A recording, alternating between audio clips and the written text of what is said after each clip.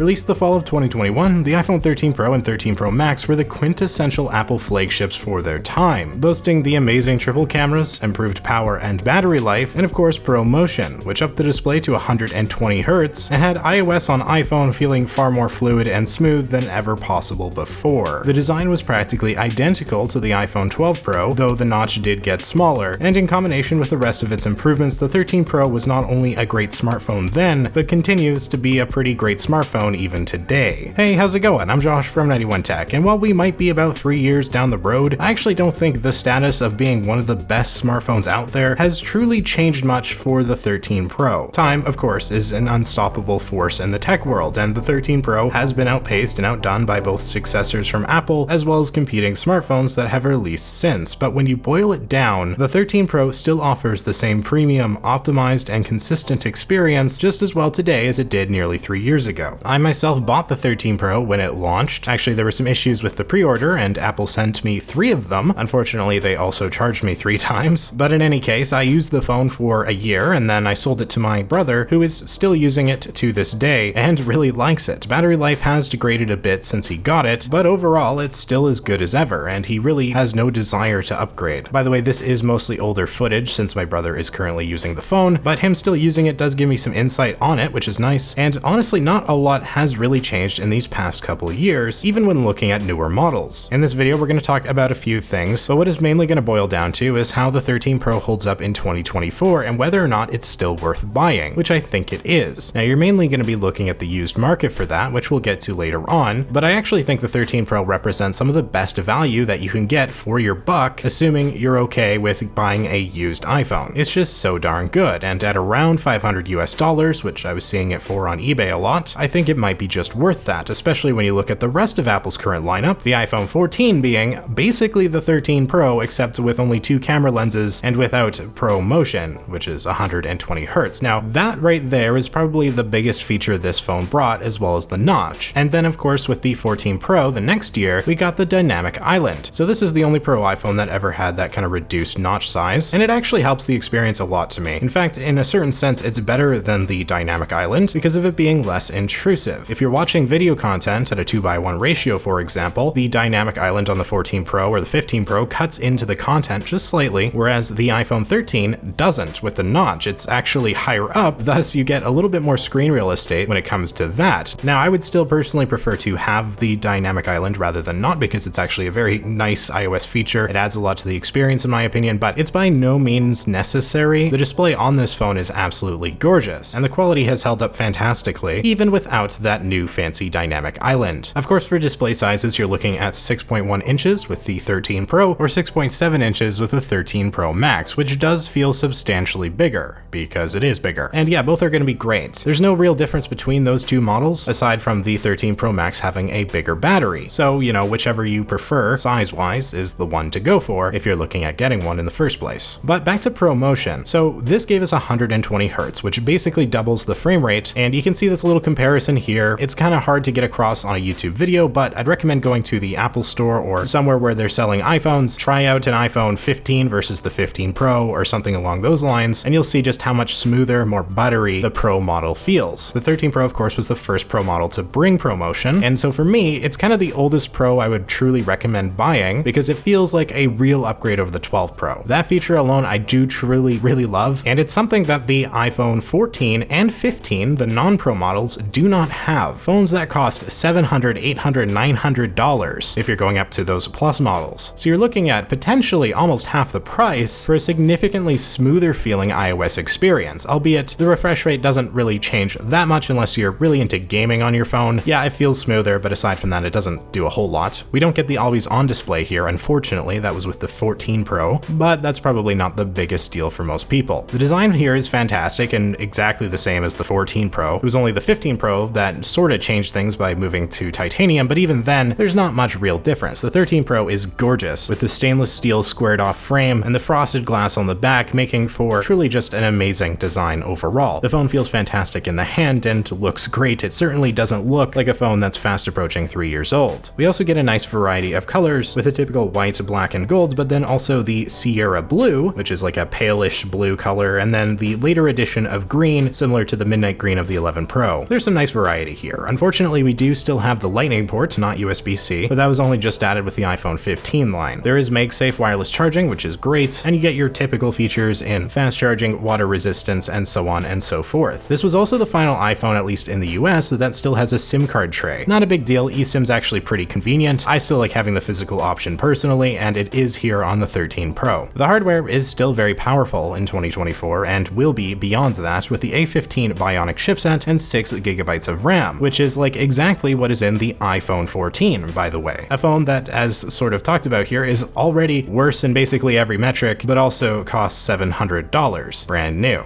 Battery life on the 13 Pro for me was always pretty good, but it's going to vary device to device, especially now. Approaching 3 years old, these phones have been used likely for a good amount of time, and the more it's used, the more the lithium-ion battery is going to degrade, and the less life you're going to be able to push out of it. You can check your battery health under Settings, Battery Health, and it'll tell you if the battery needs replaced, as well as give you a percentage of the original capacity that it can still handle. Once you get to around 80%, a bit under, that's likely when it's going to tell you you should probably replace it, and you'll probably at that point notice the battery life is definitely not as good as it used to be if you've been using the phone for a while. Apple will replace your battery for a fee, and it's probably worth it to get some more life out of your phone, especially a gorgeous, really pro-feeling phone like this, even so many years after it came out. And if you really care about your battery, then going for the 13 Pro Max might be a good idea. Since it's bigger, it has a bigger battery, and will do better that way. But for most people, you can probably expect a good day out of this thing, no problem. My brother's been using it, and he's totally fine, even if it's not as great as when I first gave him the phone, which was over 2 years ago. Let's look at the cameras. Those are always a big deal and tend to be especially a big deal with the Pro model iPhones. We've got 3 on the back here, this triple lens setup. All of them are 12 megapixels. You've got the ultra wide lens, the wide lens, and then the telephoto lens, which gives 3x zoom. This was new with the 13 Pro. The 12 Pro had a 2x telephoto lens, as did earlier iPhones. I like this. I think the 3x is a good balance. It gives you quite a bit more range. One big thing that was improved with newer iPhones is the 48 megapixel main lens on the 14 Pro and the 15 Pro. This does a couple things. For one thing, it adds a little number here for the zoom on the camera app, giving you the option for 2x zoom with just the press of a button versus just 0.5, 1, and 3. Now this isn't a true 2x zoom, it just crops in the 48 megapixel picture to basically give you a 12 megapixel picture. It's nice to have, but it's not the hugest deal. And don't be too fooled by the megapixel counts, because the 13 Pro still takes amazing photos with that main sensor. The other two sensors not as great, but they're all pretty good, and you're seeing some pictures I took with the phone over the year that I had it. I really liked it. I got some great pictures out of it, and honestly, it still takes amazing photos today. Smartphone cameras have gotten so good in the past half decade or so that even a phone that's a few years old can absolutely still hold its own and capture moments and memories better than ever humanly possible before, at least on a mobile device like this. My brother certainly has zero complaints. You can record video at the typical 4K at 60 frames per second, and there is ProRes video recording, which is a nice option, as well as, of course, the 12 megapixel selfie camera if that's important to you. Basically, the cameras on this phone is actually one of its better qualities, even if it's also one of the areas that the new Pro iPhones have improved upon probably the most. And I think that goes to show just kind of the direction smartphones are heading in these days. They're already so good, they can only do so much to improve them. Like, these photos are fantastic. Yeah, of course, the 14 Pro and the 15 Pro can do better, but this phone is still more than good enough for the vast majority of users, and I certainly wouldn't worry about it. And that's the thing about this phone. It still feels like a Pro iPhone, even if it's over a couple years old. If you do have the 13 Pro right now, I think you can be very confident your phone will continue to be a great experience for a good while longer. And I really don't think an upgrade is necessary, at least right now, whether to the 15 Pro or even the 16 Pro when that comes out. Beyond the dynamic island, USB-C, and upgraded cameras, there's not a whole lot to speak of on the newer iPhones versus the 13 Pro. I would say the 13 Pro is a substantial jump over the 12 Pro because of Pro Motion and the reduced notch, but the newer phones from this phone, I'm not so concerned about the upgrades, honestly. Now, unfortunately, one reality of an older iPhone means you are going to get less iOS support than the newer ones, just by nature of the hardware being older. Now, it's hard to say whether or not it's going to get less support than, say, an iPhone 14 and 14 Plus, since those came out a year later, even though they have the same chipset and amount of RAM. It would not surprise me if Apple gave the 14 and 14 Plus an extra year, but who knows? In any case, Apple's pattern right now shows about a minimum of 6 years of iOS support. So given the launch in 2021, we can expect updates through to the fall of 2027. 2027, with the last major update for the iPhone 13 Pro potentially coming fall 2026 with iOS 20. It could get more updates than that, mind you. It could get less technically, although that's pretty unlikely, but you're at least getting another few years of full support, and even then past that, typically most apps will provide updates for another couple years for older iOS versions, and odds are by that point you'll be ready for an upgrade anyways, assuming, there's actually some nice new features on smartphones by then. All this makes for a phone that might be a tempting purchase in 2024. So let's turn to the used market, because that's where you're gonna have to go to buy the 13 Pro. Now, to be fair, you might be able to find it on Apple's refurbished section. It's not there right now. If you go to the bottom of their website, you can find the refurbished page. This varies wildly both by location as well as just time-wise. Apple updates their inventory quite often. Right now, it's a bunch of iPhone 12 Pros on there in the US refurbished section at least, but it's something to look out for since buying refurbished is a really good way to get an iPhone that feels practically brand new. But if you want to look at the used market, you're going to save a bit more money, and there's always a wide abundance of smartphones available there. Now, prices on the used market is going to vary drastically depending again on location and all these things, so for a universal metric, we'll just go to ebay.com with US dollars to get some sort of impression of what these are going for right now. And honestly, I was seeing some as low as like $400 US, albeit most were closer to 500 for the 128 gig 13 Pro, and then the Pro Max on average was like $50 to $100 more than the smaller 13 Pro. These are good prices, I think, for what this phone is. It is a Pro iPhone. Don't be fooled by its age. It still feels like a Pro iPhone, truly. If you are going to go the used market route, look around a lot for a good deal, and maybe look at some local online marketplaces like Craigslist or Facebook Marketplace, that sort of thing, in order to find an even better deal that you can actually see yourself in person, check that battery health and make sure it's not too bad, because that's an added cost if you need to get it replaced. Whichever way you go about things, I think these phones are great value right now and absolutely worth buying if you're willing to go the used iPhone route. And so with that, that's pretty much all I have to say. Overall, this is still a fantastic phone and absolutely that Pro experience in 2024 and beyond. I think it's fully worth purchasing on the used market, representing some of the best value of any iPhone out there, and if you have one already, I truly don't think you're missing out on much by sticking with the phone for at least a bit longer. So yeah, any of you using the iPhone 13 Pro right now? How's it working for you? Do you think the phone's a good choice in 2024? Curious what you all think, so make sure you leave a comment down below, both for me as well as anybody who's potentially interested in purchasing one for themselves. I'll link in the description my iPhone buying guide for 2024, as well as my iPhone 13 review if you'd like to see that. And if you found this video helpful or interesting, please hit that like button and consider subscribing for more tech content. Thank you so much for watching. I am Josh from 91 Tech, and I will see you all next time.